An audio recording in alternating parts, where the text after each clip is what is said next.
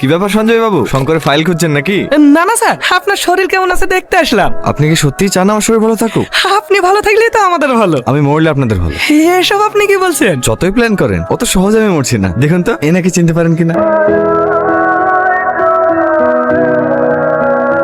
CCTV camera তো। আমি প্রথম দিন জয়েন করেই রাজীবকে দিয়ে সারিয়ে নিয়েছিলাম। বললে তো আপনার এই কুৎসিত চেহারাটা দেখতে পেতাম না। আপনাকে অ্যারেস্টও করবো না, সাসপেন্ডও করবো না। নিচের আপদটার মধ্যে কতটা কষ্ট দেখুন তো সঞ্জয় বাবু। এই মেয়েটা মরলে আপনার কষ্ট হবে কি?